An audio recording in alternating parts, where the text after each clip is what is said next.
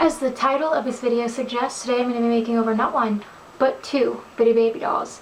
So this is really exciting for me because my Bitty Baby collection was stagnant for literally over 10 years.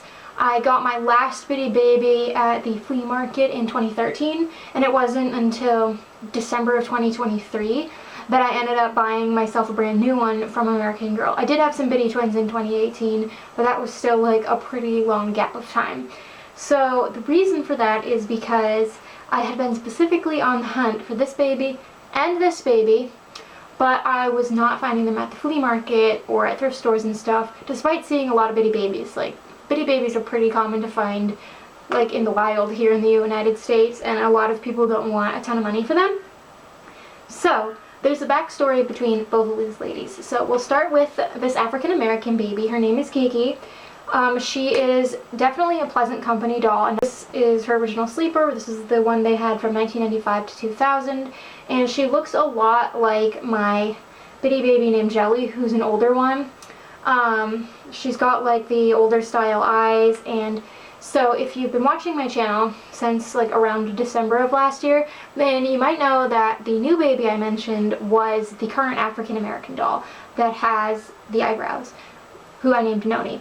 And I love that baby. And one of the reasons why I hadn't wanted to buy her brand new was because A, I wasn't so sure about the eyebrows, and B, I couldn't tell if she had the textured hair, but when I looked at better images I realized yes, she does, because American Girl really photoshops their pictures and sometimes it like washes out detail.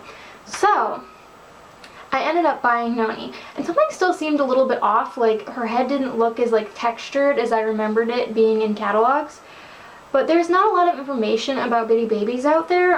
Like, American Girl Wiki is a really good source in general for American Girl info, but their Bitty Baby section is super shoddy. Like, as someone who's a big Bitty Baby collector, they have a lot of things wrong. What they didn't say, and what I don't think I've seen other people say online, is they actually have all new head molds for Bitty Baby. Now that I have some dolls with eyebrows, I can compare them to the like similar dolls that don't have eyebrows, and what they've done with all of the newer sculpts that they created like 10 years ago is they smoothed out all of the details so they don't have as many like bumps, and they also lowered the hairline so that they had less huge foreheads, and they added eyebrows. So it's not just painted eyebrow feature, the head molds are actually modified. So when I realized that through doing some research, I was like, aha! That's why Noni's head sculpt isn't as amazing as I thought it was as a kid. So I ended up buying this girl because I was doing some research to see if my theory about head molds being different was true. And I was comparing the pictures to Noni, and I just clicked on this doll, and I didn't watch list her or anything, but the seller made me an offer, and she was already a pretty good deal. So I want to say I got her for $32 all said and done. Her shipping was free, which is a lot more than I'd pay like in the wild for one of these dolls. But again, I have looked for this baby like since I got into collecting dolls in 2011 again, and I wanted her even before that, like as a kid in the 90s. So for me, I was like, should I buy her now that the seller has made me an offer? And I ended up, after thinking about it for a few days, like right before the offer expired, I bought her, and her name is Kiki. And she's fantastic, and she has her diaper on and everything, so that's a pretty good deal. And I had priced these dolls out on eBay in the past, and they tend to go for a little bit more than that, and they don't always have their outfits. And if you know anything about Pleasant Company dolls, then you know that they're really prone to silver eye, and she does not have that, which is awesome. And silver eye, by the way, is a factory defect. It's not caused from like them getting wet or anything you do, otherwise they wouldn't replace the eyes for free. Part of why I was doing research is because of this lady named May. She was actually a surprise birthday gift from my sister. She is the original Asian baby. Now, the new Asian baby is completely different. They have a whole different head mold. It's not just modified. This doll has like straight hair with little grooves that go forward. The new ones have more of like the traditional Bitty Baby side parts. So they look nothing alike. They do have the almond eyes, but the hair is totally different. And I always loved this baby too as a kid. I had actually almost bid on one on eBay like months before my birthday. She was in our new baby doll, and she was in this like really fantastic lot with lots of stuff, but I knew I was never going to get her because there was so much action on her early on, and she sold for like tons of money, like $500, $600 because of all the stuff she had. And that's just not what I want to pay, even if it was in my budget.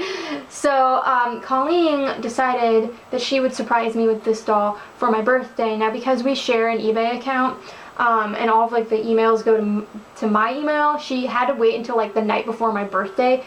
So I found out about this doll because she said to look at the eBay like purchase history, and that's how I found out about her the morning of my birthday.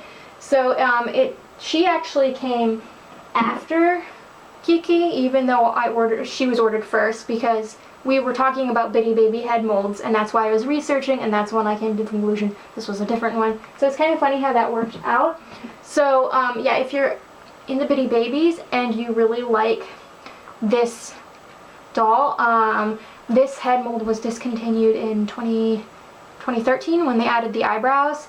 And I do know roughly how old this one is, despite not having her meat outfit, because I was told recently that they have the 2000 to 2009 dolls have tags inside their bodies with like codes, and it seems to be true based on my collection. So we've dated her at about 2005, and I already have a sleeper for her. I will have to get her a diaper at some point, but I'm very excited. And I had the name Ming Mei picked out for a while, and I got it from a TV show that I like to watch, King of Queens, with my sister. At the end, the characters adopt a baby from China named Ming Mei, and I thought that was such a cute name.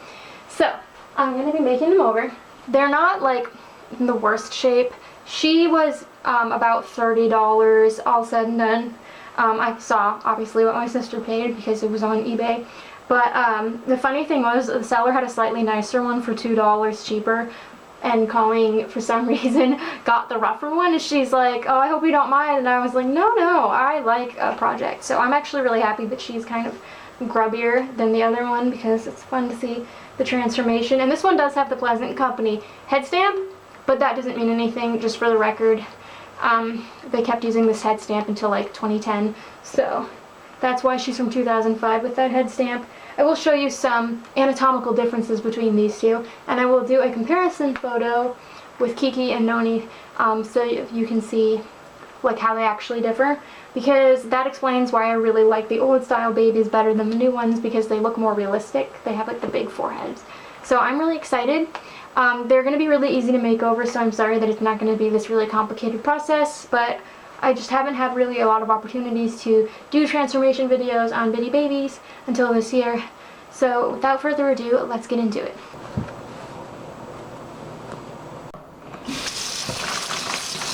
So I always hand wash my doll clothes. I use cold water, and I put a little of OxyClean in with some laundry detergent because this sleeper on Kiki was a little bit dingy from old age, and I was also washing a flea market doll's outfit.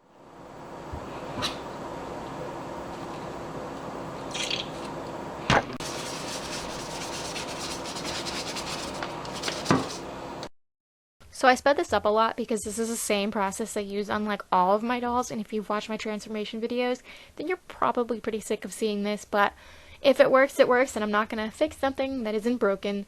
So I use baking soda and dish soap and a little toothbrush to scrub into all the nooks and crannies, and it really helps work off any grime, which Kiki wasn't that bad. She was a little bit dusty from her old age, and yes, they got really wet because the dust was all accumulated on her eyelashes, and then Ming Mei had glitter caked onto her eyelashes, which was really annoying to get out. I had to spend a lot of time on it, but you'll see in a few clips from now what I do to get the water out from behind their eyes. Obviously, if you can avoid doing this, it's recommended because they do have metal backings in their eyes, but sometimes it's unavoidable, and like if you have to properly clean it, you have to clean it.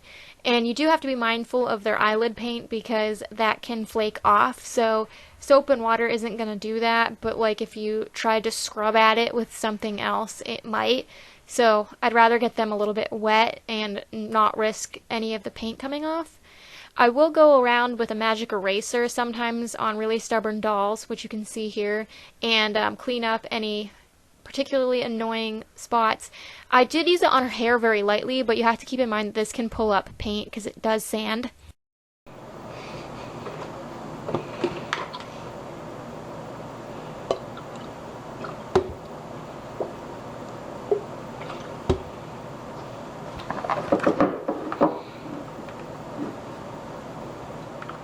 And this is me trying to remove the aforementioned glitter. It was red glitter, and it wasn't just like dry glitter, it was some kind of like glitter paint or glitter glue. So it was really stuck in the crevices of her eyelashes. So I used a little bit of isopropyl alcohol, aka rubbing alcohol, and a Q-tip, and I very gently worked at it. And later on, I didn't remember to show this on camera, but I used a toothpick and very gently pulled out any of the like really stubborn pieces that just would not budge.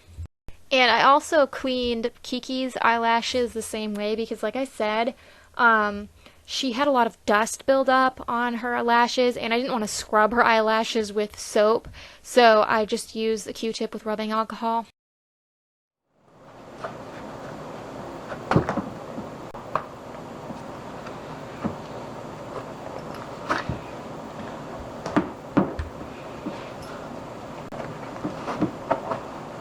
And this is where I decapitate the dolls because I have to clean their stuffing. They're old, and it would be gross not to wash their stuffing. And it's much easier just to load it up into a pillowcase and run it through the wash, which you'll see after. I put each of their stuffing in a different pillowcase so I would know whose was whose. And I'll put the torsos, I'll just soak it in with the clothes in a little laundry tub. You do have to make sure that you shake their limbs out really good after because they will kind of fill up with water, and it can be annoying if you think you've gotten it all out and then you go to reassemble the doll and water leaks out and their body gets wet again. It's not the end of the world. I mean, it's not going to do anything. It's just kind of annoying. So I just use a little flathead screwdriver and gently pull up the knots, and it doesn't rip the string or anything. And if you do break the string, you can replace it with new string or a zip tie. Zip ties are a little bit harder to get out because they are like sewn in, and this would be on like a newer doll. None of my babies except Noni have a zip tie, but they're easier to reassemble when they have a zip tie because you don't have to like knot it tight. But this is the technique I use to deep clean their bodies. So the dolls from 2000 to 2009 have in their right hands, like on their shoulder sockets here inside the body, you'll see these long tags, and they have the numbers 0 through 9 and then the letters A through L. So the top row, the numbers, the number corresponds with the year. So you can see hers is punched out at the 5, so that means she was produced in 2005. And then you can see the letters, they correspond with the months. So A would be January, B would be February, C would be March, D would be April, E would be May. So she was made in May 2005. Now, that's not to say that she was sold in 2005. Depending on the character or the particular doll, they can sit in stock for a long time. For instance, my childhood American Girl Kaya, I got her in May of 2005. However, her body tag is a 2002 punch out, so she sat around for about 3 years before I actually got her. So it's not like foolproof if, say, their meat outfits changed, but like either way, I know that she's from the mid-2000s, and I happen to have a sleeper that corresponds with it, but that is cool to know. Not all 2009 dolls have it, like Krissa doesn't have this tag inside, and Lainey doesn't either, and you know that like Lainey dolls would have been produced some months prior to her coming out in 2010, but it seems for like these types of dolls, it seems pretty consistent, at least in my collection. And also, on the base of the heads, a lot of them have corresponding head stamps, which this wasn't mentioned on Wiki, but I noticed it. You can see she has the 05 here, and that corresponds with 2005, whereas this doll has the older head, and you can see there's like no stamp or anything.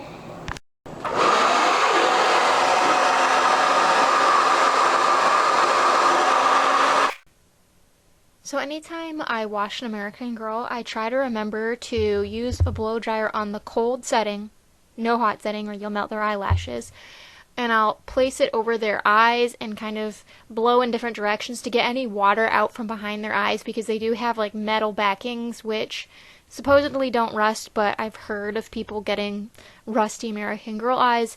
Again, this water isn't going to cause silver eye, that's a different thing, but I try to do this every time I wash them just as a preventative measure.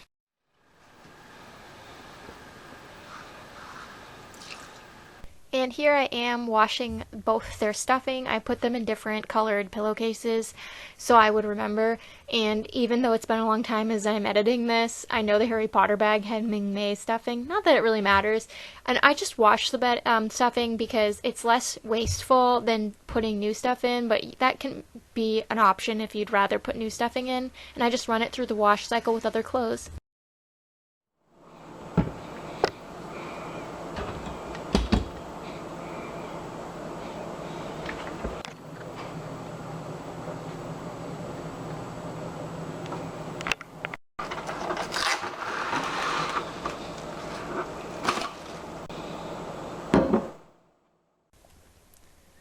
Ming Mei had some weird bluish stains. I'm not sure what these are, but I know that when my sister and I were growing up, we had a lot of heavily played with dolls that would get weird blue marks. We called them wear marks because we weren't sure like what stained them. They're really stubborn to get out, and because of the time of year I got this doll, I didn't have a lot of luck removing them, and I just wanted to enjoy her, but I did try. I used 30 volume peroxide, which is what you use for hair, but I'm not mixing it with like any other chemical. You can use any sort of thing that has peroxide in it. I used to use like acne face wash that contained benzoyl peroxide, and you can definitely still use that. This hair developer is just stronger, so it works a little bit faster without damaging the doll, and I just buy it whenever I'm getting my own hair dye supplies. I don't use 30 volume on myself, that's way too intense for my hair, but I'll buy a little bottle just for the dolls. The only drawback is this stuff expires pretty quickly, and that might have been the problem I was having with lifting these stains. That and it, like, the sun wasn't as strong anymore, and the UV rays really do make a difference when trying to lift stains.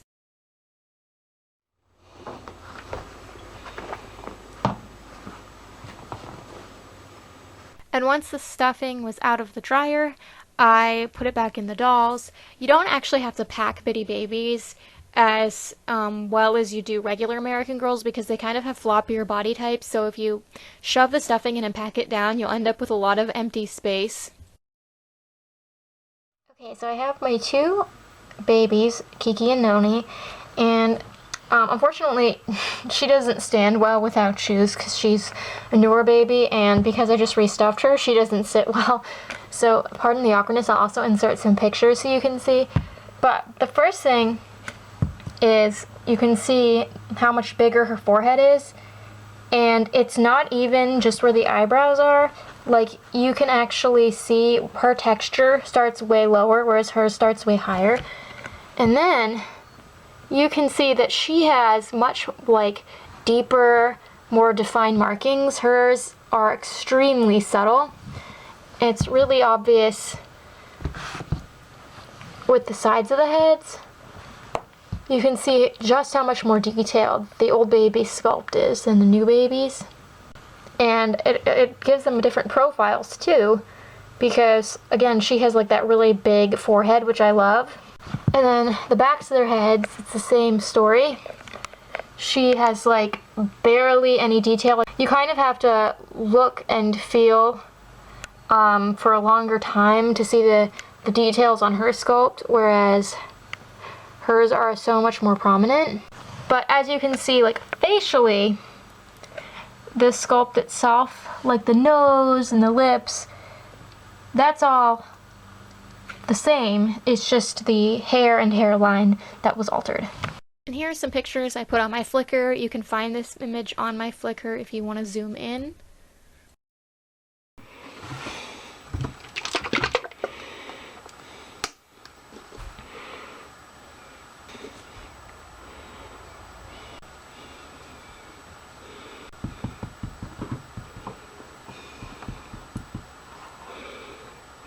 Sorry this is out of frame. My mini tripod was angled a little bit too down, and I don't have like a flip around viewfinder, so I kind of have to guess if I'm moving around. But this is how I fixed the hair on my bitty baby named Keisha that I got at the flea market in 2011. I just used some acrylic paint and I mixed a little sealer in with it. And I did go over it again with sealer later, which you'll see, but I took some black paint because her hair is black, and I used a sponge to get a more natural effect. I'm really sorry you can't see this. And I tried to use only a little bit of paint at a time, and then I kind of took a napkin and messed up the hairline a bit so it blended.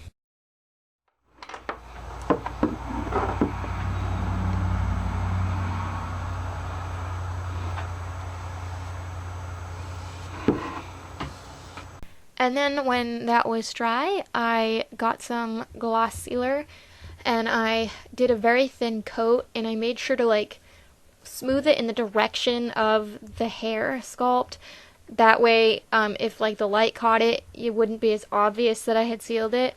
Which I sealed my Keisha doll a long time ago with a different kind of sealer, and it worked out really well. So, and it's protected her hair because, you know, babies are pretty prone to like getting their heads bumped on things. That's why I wanted to make sure I sealed her, even though I mixed some in with the paint.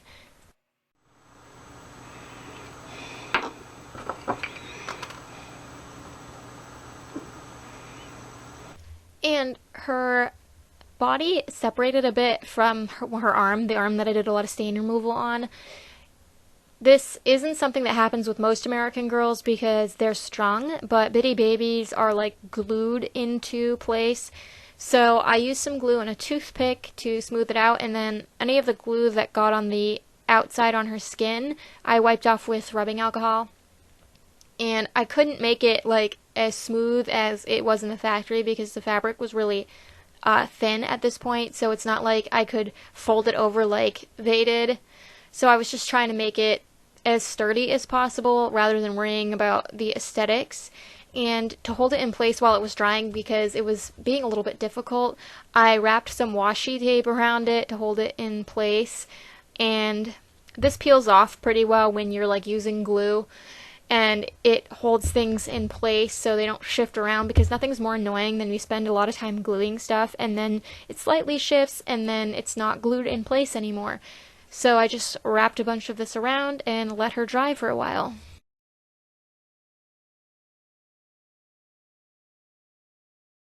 So we had Kiki before.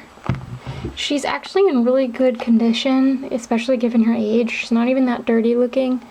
You can see, like, in the texture of her head, there's a little bit of, like, you know, dirt. She also has, like, her skin texture is kind of interesting. It feels a little bit rough. I'm not sure if it's, like, the way her head aged or what. And the outfit is not too bad. It definitely needs to be brightened up. You can see a couple little, like, stains. So this is Kiki after. Her outfit's a little bit brighter. And she doesn't have dust anymore, like, on her eyelashes, but she was in, like, really nice condition. She wasn't particularly filthy, so there's not much of a difference here. I am going to change her out of this, but for Flickr photos and stuff, she had to wear this. And we have Ming Mei, who is a lot more worse for the wear. She has, like, a lot of scuffs on her head, but it doesn't actually look like it's missing paint. It just looks like transfer. And then she's got, it's really hard to see on camera, but someone put like glitter on her eyelashes and it's making her eyes stick. And she's got some kind of gunk in her lips.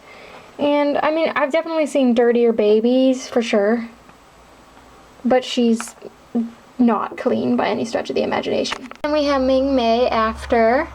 So she was pretty grubby. I mean, I've had grubbier babies, but you can see I fixed her hair. It's really shiny right now. It's reflecting in my light. But she did have a few like scuffs, and because of her condition, I wanted to fix that. And I tried to blend it in with her hairline. It's like not perfect, but I tried.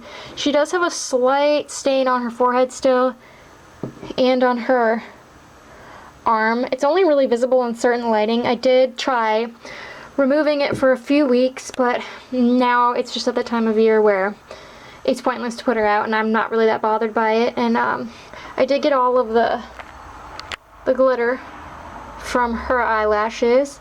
If you look like way up in her eye socket, you can see a few bits of glitter that are way up there, but I'm not concerned.